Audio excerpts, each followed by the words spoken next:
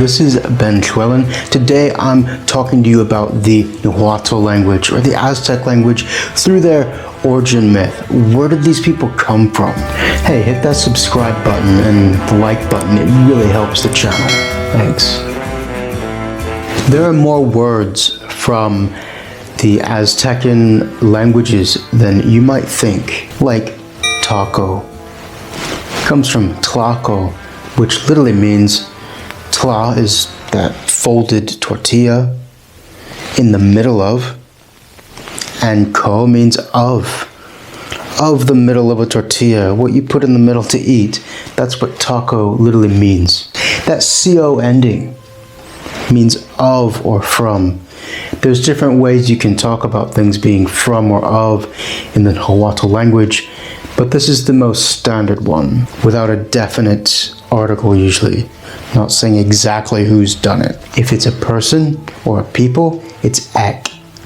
And notice that's similar to Aztec. The people who are the Aztec come from Aztlan, which is their mythical homeland. Aztlan means the place of the heron, or the white bird, place of reeds where white birds are. And this is omnipresent. It's there all the time in, well, Mexican identity today.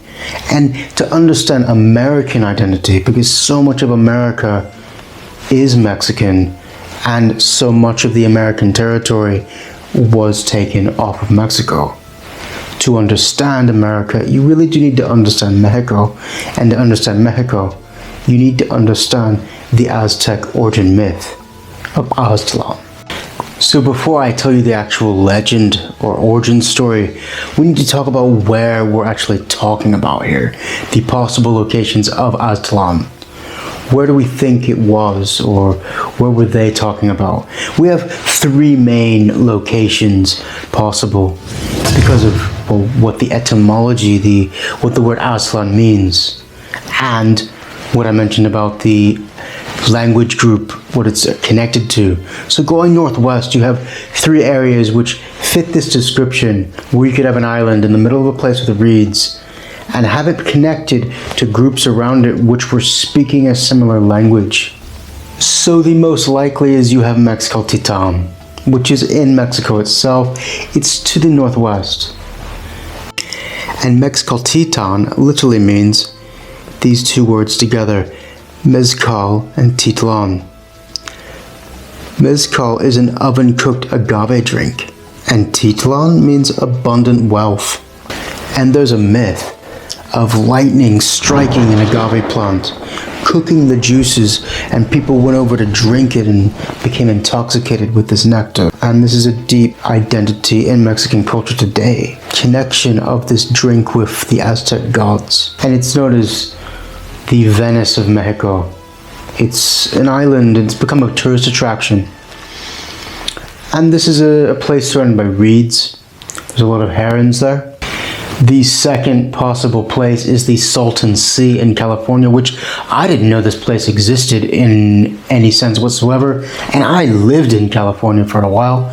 That blew my mind. Check it out. I'll put a link down below to that. It's this giant lake in the middle of Southern California that's, well, it's dried up mainly, but check it out. Anyway, that's possible that they came from there. Another place which has been looked at is Salt Lake in Utah. That's a bit of a trek, but the journey, they said, took a long while. I'll get to that in a minute of the story. And the name they're calling Salt Lake in Nahuatl is Tequayo. So those are three possible places. Now, places have been suggested in Arizona, New Mexico, all through the southwest of the United States and northern Mexico. So we don't really know. The Aztec do not know themselves as the Aztec. They have their own word for themselves. Nahuatl, well, that's the language. And what does it mean? Nahua, or Nawa, means clear or intelligible. And that's the root word of both their language and them as a people. And what's interesting about the Nahuatl, or the Aztec people, is how deep their language became a symbol of their identity. And that's quite different from a lot of other native peoples. And it explains, maybe in part, why well over 1.5 million people speak this language in central Mexico today. They kept it as a strong part of who they are. And when you keep your language alive, it keeps your culture alive in ways that it can't otherwise. Nahuatl means to speak clearly. And then attaching from this, you get Nahuatl, one who speaks clearly, or one who speaks my language. So their identity of what the language means is someone that speaks my language. The Nahuas are from a larger group. The Aztec group was just one part of them. One thing that's important to note is the language family that this is part of. You might have heard of native groups like Comanche. This is a Uto Aztecan people. The word Utah comes from a group that speaks a language from this family, Shoshone, especially along the eastern coast of the Sea of Cortez, the western coast of Mexico, going up into that Colorado River Valley of the southwestern United States. This is a family of languages. It might be even as distant as some of them between Russian and German, in that they are Indo-European, but they're on the same side of the Indo-European branch. That would be kind of like the distance between Comanche and Aztec. We all know that the Spanish came and overthrew the Aztec Empire in the year 1521. But at this stage, they had a long history. They had books. They had painted books of glyphs with ornate characters.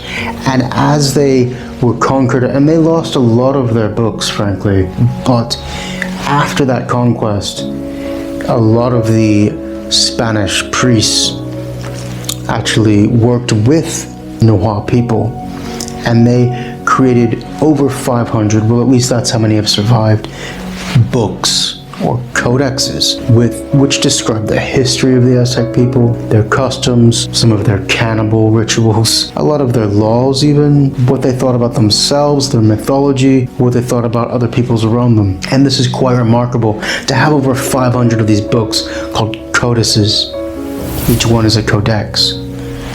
This is more information than we have about peoples of the same period in many parts of Europe. This is really significant. And because of this, we have a large body of text written in the language in a Latin script, which again is really remarkable. And amongst these, we have codices like the Open Codex and the Burricini Codex, which tell the story of Aztlan. And that shows we have more than one source for this legend about Aztlan. So not only do we know that more than one people were talking about this at the same time, that this had gone on for a long time, because people were referencing people having talked about this before. So what is the actual legend of Aztlan itself and the origin of the Nahuatl or Aztec people? In Aztlan was a lake with a hill in the middle of a lake, and the hill was called Cohuacan. Cohuacan, this comes from the god's name, Coltzin, which means twisted god, with hua, a possessive or one who holds, with can, meaning that it's located in that place. Cohuacan, the place located of the twisted god. And in the middle of Cohuacan, this hill, was 7 caves. And this was called Chicomotzok. Here you have the number 7, Chicome. It's nice to know numbers in a language. Otztotl, cave. And then the C at the end just represents that it's a place, Chicomotzok. Some of the codexes say that the Aztecs were oppressed in this place, and some of them say that it was a paradise. We're not really sure which was the truth, but in any case, most of them do say that there was an oppressor of the 7 caves, and that there was a bird that came to one of the priests of these peoples and told them to go find a new land. Now in these 7 caves, there were 7 tribes of the Nahua, the people who spoke this common language. Those 7 tribes were the Xochimilco. Xochimilco means flower field. Let's break that down. What does it mean? So Xochimilli means flower garden. And breaking that down, Xochilti means flower, and Mili means cultivated field. And the ko at the end, from a cultivated flower garden, basically, is the name of this tribe. The Tlaxcalan. Tlaxcalan is a combination of tla, meaning thing, ishka, to bake, and ek, people of, and then that an at the end, it suggests a place of, or a place where this baking of things happens. So the people of the place where things are baked. The corn tortillas. Tasty. The alcohol, or aqua. The A, the long A, just means water. And ko means ancestor or grandpa. I say grandpa because in my native Texan tongue, that's what I say for grandfather. And that H-U-A-H at the end, hua, means possessor of, relating to in a way. So the water ancestor possessors. The Tepanek. Tepanek? This tribe's name means, or comes from Tepaniahuyan, the passing by over stone. And that te, you're going to get te in a lot of names. You'll see. It means rock. And that pan is kind of a passing by bit. And the ek, the people of passing by over stone.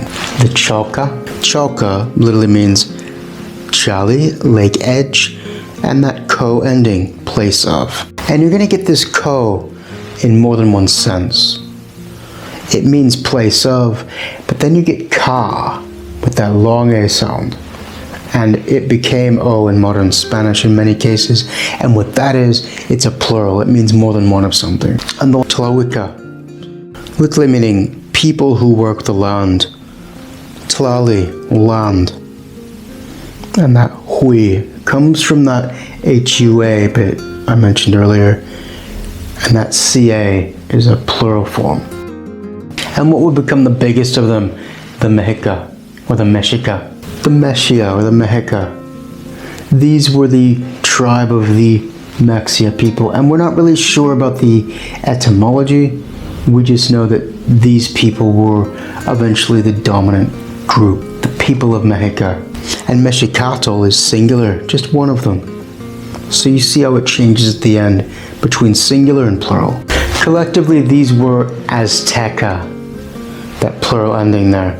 The god Huitzilopochtli told them to leave. Through the priest, he spoke through the priest. Now let's break down Huitzilopochtli. Huitzilopochtli. This comes from Huitzilin, hummingbird, plus Apochtli, left side, hummingbird of the south. And this guy's full title was God of War and Will, Lord of Sun and Fire, Ruler of the South, the patron god of the Mexica. And it's interesting that he's the patron god of the Mexica because they became the dominant group within the Aztec peoples. So they, one by one, went out of the cave, and with the Mexica being the last tribe to leave, who were told by Huitzilopochtli to not call themselves Azteca anymore. As for a date when they were leaving these caves, there was something called the Crab Nebula in the sky. Chinese astronomers are recorded as having mentioned a Crab Nebula in the sky, a unique galactic event. And we have some written evidence that maybe this happened around the same time as that, and that would have placed it in the year 1064 or 1054. We're not sure quite which, but in any case, they left from this Aztlan in the 11th century, and they were wandering through northwestern Mexico for about 200 years. It's a bit of a trek. As they carried on their journey, Huitzilopochtli would appear to them as a white eagle to tell them to go this way or that through the priests. And this was a guide from the god, basically, to lead them to their new homeland. And as they went, they migrated to the south. And along the way, they passed Coatepec. The sacred mountain of Coatepec literally means serpent mountain. You have Coatl, serpent, and Tepetl, mountain. Notice that te at the beginning, that rock form, and that p, which was related to that passing over bit earlier, and the tl ending shows you that it's singular in many, many cases. The sacred mountain of the Aztecs, where Huitzilopochtli had fought Koyoshuaki and her 400 star brother warriors, the moon goddess. And there's a short story about that. I don't have an exact etymology here for Koyoshak, but that first bit, Koyoli, means bells. And we think it means she who is painted with bells, or it could mean colored bells. Something of that nature. So this myth was with Huitzilopochtli and Koyoshokwi. Basically, she was already living and the earth goddess was giving birth on this mountain, Coatepec. And she heard of this and she grew jealous and she assembled an army with her 400 brothers, quite a few, and then they attacked. But Huitzilopochtli was born with full armor as a full-grown man, and he attacked with his own people and he won. He cut off her head and chopped up her body, flinging her to the distant parts of Mexico. But her head he flung into the sky, which became the moon, and she became the goddess of the moon, because he wanted the earth goddess to always be able to look upon her daughter.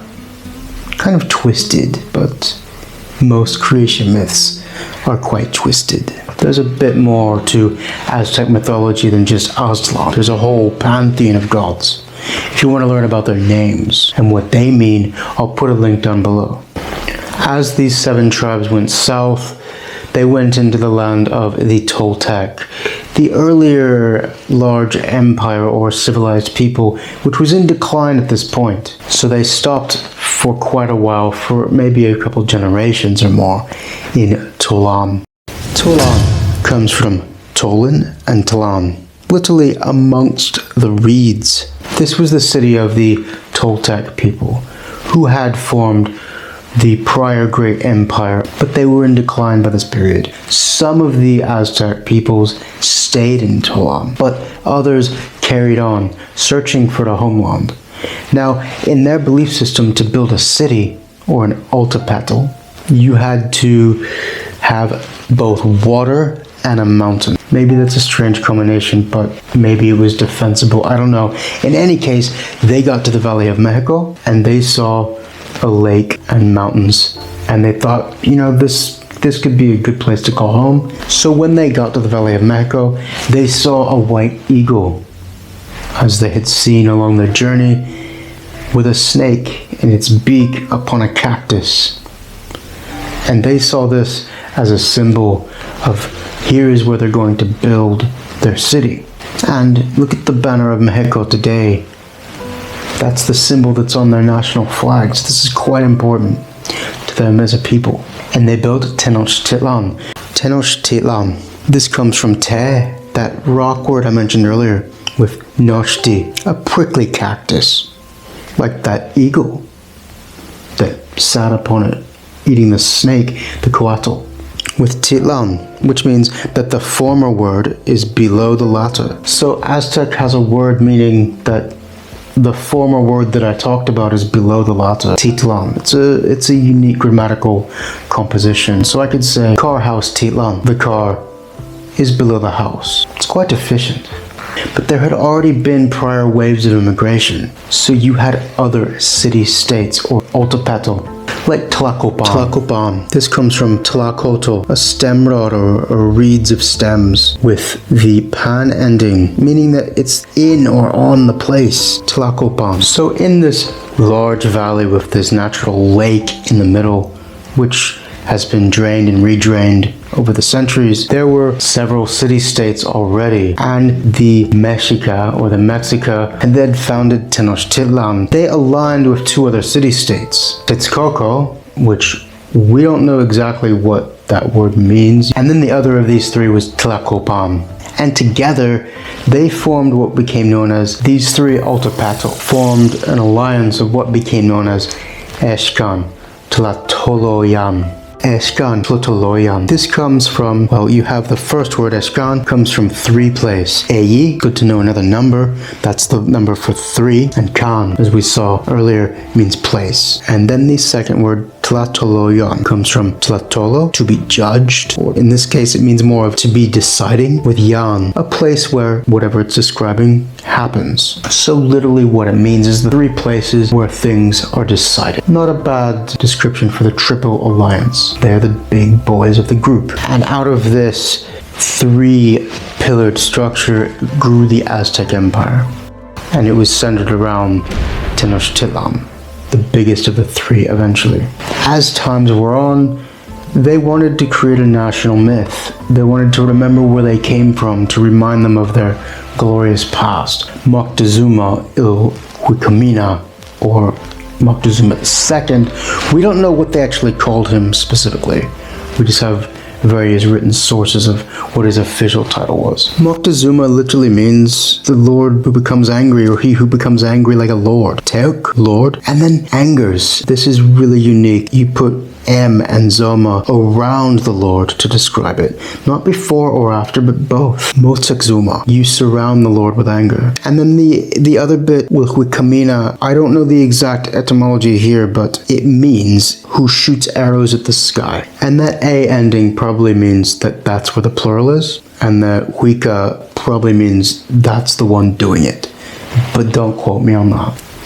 He sent kind of a caravan of holy people into the northwest, and legend has it that they transformed into birds and animals and flew to Aztlan, where they came back with gifts. And so even in this late stage of the Aztec Empire, just before the Spanish arrived, they were already seeing this Aztlan as something to remind them of their national consciousness. They were looking to it as a deep origin of who they were. Every culture, every lasting culture more importantly, has origin myths to remind them of who they were and are and will be in the face of invasion or occupation. And it's important for many Mexicans today, because despite any presence, be it the Spanish-speaking majority for the Nahuatl people in Mexico itself, or Mexicans journeying or born or from the United States, it's a reminder of their culture as being something very old, not just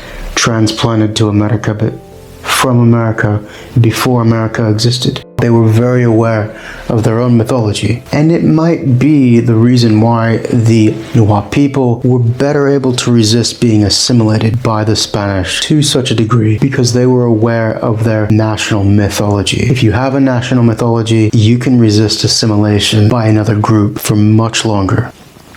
And I hope that you've seen that this is quite a unique language, and I hope that they keep it going, because it is one of the great patrimonies or heritages of the world that is very valuable because of how rare it is.